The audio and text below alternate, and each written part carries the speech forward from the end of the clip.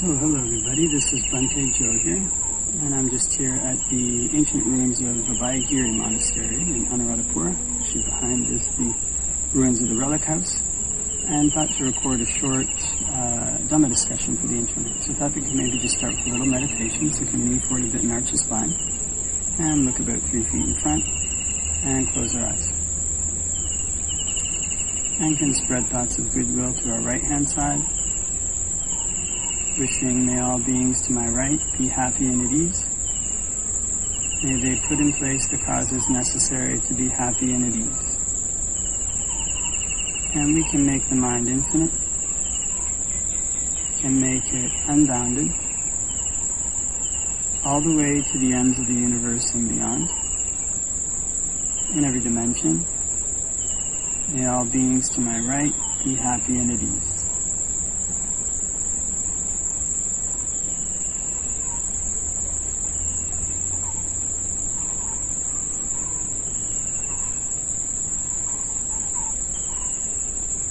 And we can spread thoughts of goodwill to our right hand side and our left hand side, wishing may all beings to my right and my left be happy and at ease. May they put in place the causes necessary to be happy and at ease.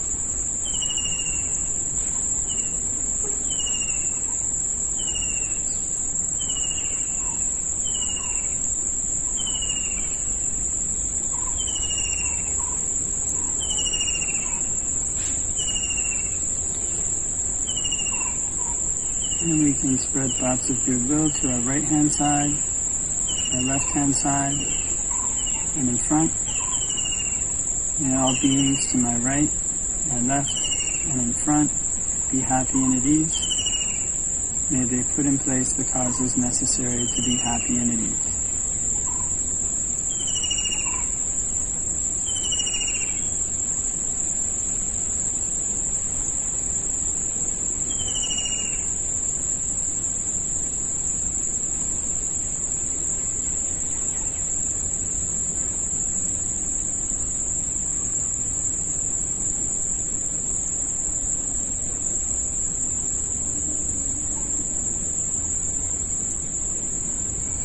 And we can spread thoughts of goodwill to our right hand side, our left hand side, in front, behind, in all 4 directions.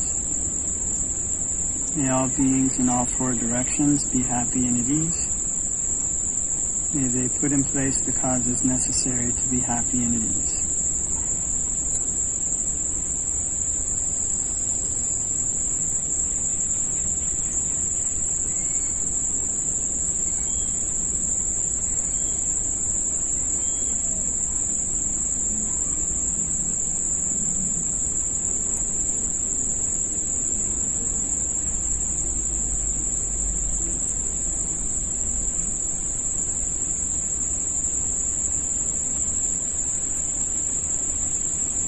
And we can spread thoughts of goodwill to our right hand side, our left hand side, in front, behind, and above. May all beings in all 4 directions and above be happy and at ease. May they put in place the causes necessary to be happy and at ease.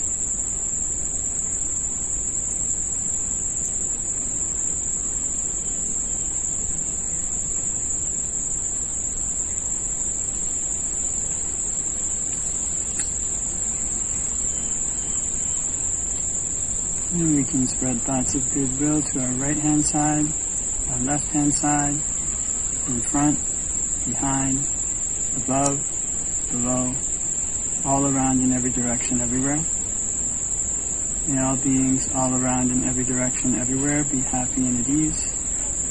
May they put in place the causes necessary to be happy and at ease. And we can make the mind infinite, can make it unbounded, all the way to the ends of the universe and beyond, in every dimension. May all beings all around everywhere be happy and at ease.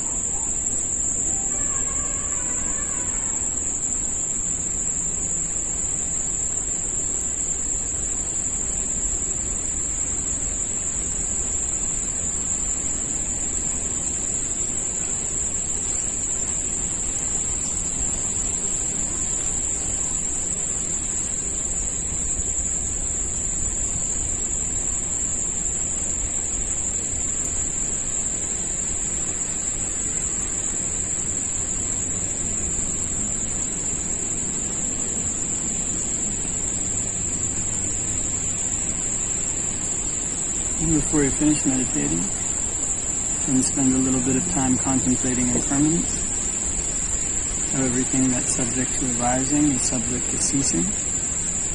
It's not me, it's not mine, it's not myself. To cling to it is suffering.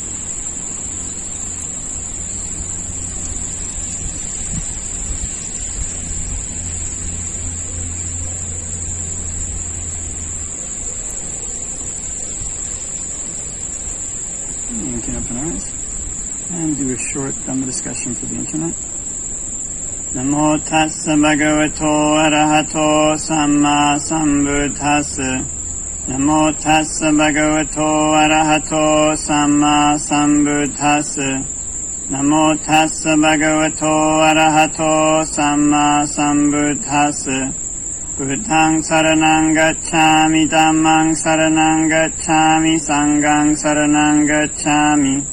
Dutiyampi Buddhaṃ saraṇaṃ gacchāmi, Dutiyampi Dhammaṃ saraṇaṃ gacchāmi, Dutiyampi Saṅghāṃ saraṇaṃ gacchāmi.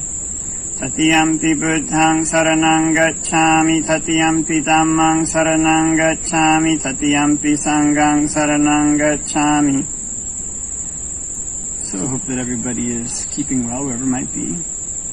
And I've actually come down here to the Anuradhapura area on a bit of a trip. I've been on a trip for about a month, and this is kind of the final stop. And it's now Posampoya, so there's quite a lot of people at the site of the ancient Mahavihara. And I came down here to, another monk showed me this area around Abhayagiri the other day, and there's quite a lot of ancient ruins. And it's pretty forested and almost nobody here, so I thought to come down here. And so I was asked a question I think a few months ago now, which was how should one go about looking for a teacher? And kind of like if one wants to find a teacher to teach one the path, how should one look for one? How should one find one? And so there's actually this kind of famous saying, I'm not sure it comes from Zen Buddhism or so, but it's basically when the student is ready, the teacher appears. So, to a certain extent, a person, if they want to find a teacher, has to be ready to find a teacher, which means that they have to be in a position where they want to find somebody who they can learn from. So oftentimes, especially in the West, people study quite a lot of Buddhism in the books, study quite a lot of suttas in the books, these kind of things, and gain quite a lot of theoretical knowledge about Buddhism. And this can actually be a block to finding somebody to teach one about the practical aspects of Buddhism. Not that it's a bad thing to study, it's just that one of the things that can happen with studying quite a lot is that people can develop very strong ideas about what their knowledge is, and very strong kind of a high opinion people can develop a high opinion of their own personal knowledge of Buddhism. So what tends to happen then is that if one has this kind of background in Buddhism, when one goes to look for a teacher, one will try to speak with them and argue with them about theoretical concepts that one has read about, or various theoretical concepts in Buddhist doctrine that one has heard. And so, in this case, basically, it can act as a block to one actually learning the practical knowledge that one comes to a teacher to learn. Reading the books, it's actually one of the duties of a teacher to kind of cross-question a student on Dhamma principles. But it's more in the context of it's in the context of an oral culture where people would be trained to recite the Dhamma by memory and to question its meaning by memory. There is some of that, but in general, Westerners, they come to Buddhism having read quite a lot about Buddhism. So when one goes to look for a teacher, what one basically wants to do is have a kind of a bit of an open mind. It's kind of basically an open mind and a willingness to learn, a willingness to kind of put oneself below. It's basically a humility. This is one of the things that the Buddha says blocks one from basically penetrating the Dhamma, even when one is hearing a talk on the good Dhamma. Like if one is hearing, even if one is hearing a talk that would have enabled one to gain deeper understanding, kind of possibly eliminate some of one's defilements. One can't do that if one denigrates the teacher, if one denigrates oneself, if one has a mind bent on criticism, and these various kind of things. So what one wants to do is to come to basically every person one meets with an attitude, this might be a person that I could learn something from. It doesn't have to be a person that is going to be better than one at every single aspect of the Dhamma. It's kind of, almost doesn't exist. Even one might stay with monks who are arhants, and after a certain amount of time become familiar with them and start to notice that they have some habits that one wouldn't want to take on. One may notice this. And it's only the Buddha who is able to submit himself to the Dhamma so fully that basically all of his actions one could take him as the great teacher. So in coming to people with this attitude, whoever this is, there's something I can learn from them. And when one asks them questions, when one discusses with them, one asks them questions almost in a kind of leading on way, like one wants to get them to give the knowledge that they have. One wants to get them to kind of like draw out the kind of, draw out their kind of passion for the Dhamma. Maybe passion isn't the right word, their zeal, their enthusiasm. One kind of finds the areas of the Dhamma where they're skilled and like to talk about, and then one starts to ask them questions in those areas. It's basically, whatever they start to talk about, then one can ask a leading on question. If they started talking about meditation, they started talking about breath meditation, one can ask a further question about breath meditation. And then when they answer that, one can ask a further question based on what they said. And in this way, one's engagement with them is more like a dance rather than like a fight. It's kind of, if one goes with this academic knowledge, this is what I think, what do you think? It's a kind of, it can turn into a kind of a debate or a fight. But this is a bit more like a dance where one is trying to make a new dance step on top of the step that this person's done. And basically, help participate in the discussion in such a way that it draws out basically a Dhamma talk from them, or draws out their areas of expertise in the Dhamma.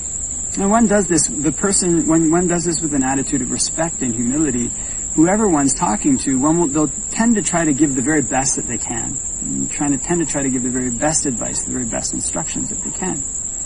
And one will tend to find that one can gain a kind of, gain inspiration and gain new avenues, maybe gain new avenues of practice from just about any senior monk that one talks to almost. There's almost something to learn from everybody. So when one approaches senior monks, or potential teachers, I guess you'd say, with this kind of attitude, one will have a better opportunity to evaluate whether they're the right teacher for one if one approaches them in this way, this kind of respectful, humble way, and discusses with them in this way that tries to draw the Dhamma out of them respectfully by asking them about areas that they are interested in talking about, asking them sincere questions, sincere problems that one has with one's practice. And not with a mind bent on criticism, a mind bent on, what can I learn from this person? Almost like if a hungry or starving person was walking through the jungle and came across some food, they wouldn't, complain about the spicing. They'd, ooh, this is good food. Now, having said that, there's obviously going to be people that one have a stronger or lesser connection with. So, I once went and stayed with a monk who I really respected in Thailand. He was very impressive, and still have quite a lot of gratitude for the opportunity to stay with him. And he gave some good advice. He said, basically, after your fifth rains, go and spend time alone, and for Vasa, go and try to spend time with a Kruba Ajahn. He kind of uses the word Kruba Ajahn. It's kind of a teacher who has very good practical knowledge, direct practical knowledge of the Dhamma. And he said something interesting. He said, try to find a Kruba Ajahn with the same charit. This guy, the word charit, I might have that word wrong, but basically the Thai word for personality. It's kind of, it's charit. He said, find a teacher with the same character as you. So this is something that can be very important, because one might think that one should try to find a teacher who's like the opposite of one. And so that they'll teach one the kind of, the things that one's bad about. They have these strengths, and they can teach one the things that one is bad about. There is a certain logic to that. But it's the case that there's these various ways that one can approach the Dhamma. And so the Buddha actually recommends to approach the Dhamma based on one's strengths.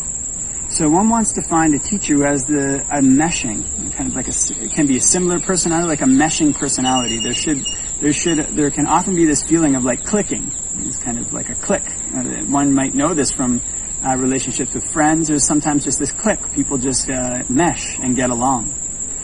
So if one can find that kind of feeling with a teacher, it may mean that one's interactions with them will be mutually beneficial. There's kind of mutually supportive strengths there. There's kind of things that one can learn from that teacher, because they have maybe a similar character, and they've developed in a way that will be similar to the way that you'll likely try to develop. So in this case, this is kind of a more felt, something that one feels more than one can basically put like a checklist on. It's like a feeling one gets from one's interactions with the person. So if one interacts with them, one asks them these questions, and one feels like one can learn from them, one feels like there's a good rapport, then that person may be a good teacher for one. So in that case, what one should do next is go and stay with them for a period of time. And in staying with them for that period of time, one can see if they'll be evaluating the candidate, and the candidate can also evaluate them to see if this is going to be a good relationship. Because if one chooses a teacher, then essentially it's a good idea, especially if one is wanting to become a monk, to stay in what they call Nisaya. If one stay in Nisaya for about 5 years, if one can stay with them. The Buddha recommends that young monks should basically always be under a teacher for 5 years, with certain exceptions. So the benefits that come from staying with a senior monk who's a teacher are things that kind of come out over a longer period of time, because there's going to be areas of one's own practice that one can't see. I kind of don't like the way that the senior monk does things. I don't like living this way.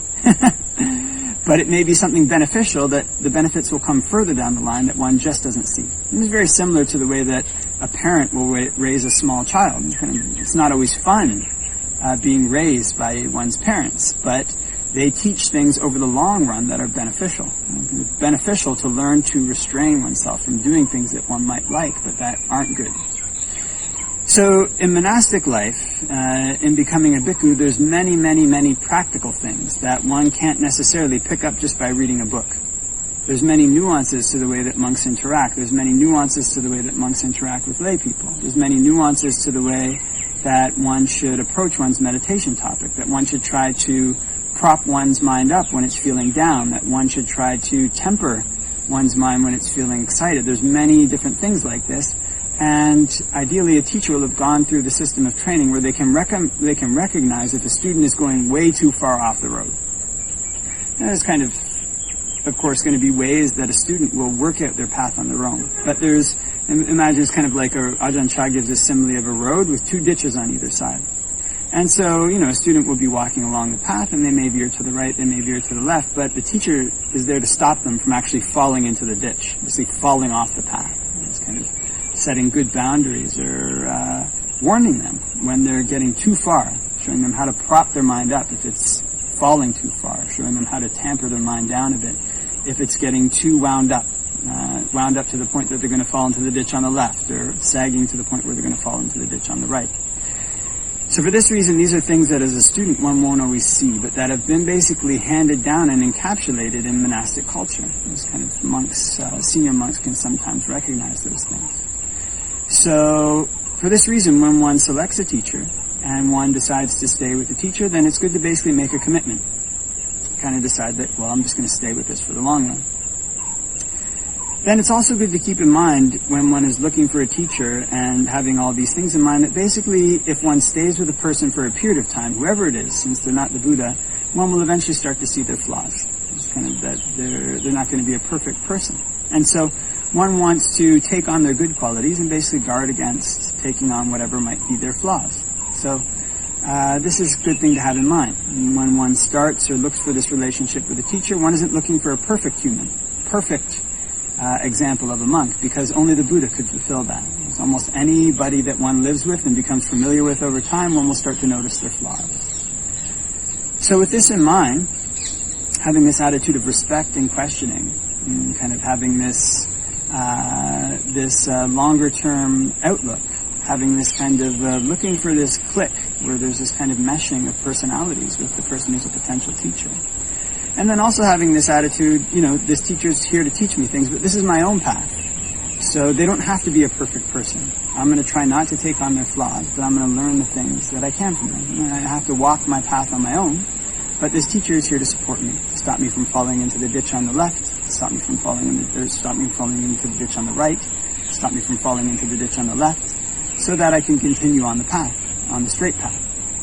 And so with all these principles in mind, then one can set out and try to find somebody who can help one to practice the Dhamma, to help one to move straight on one's path towards the end of suffering.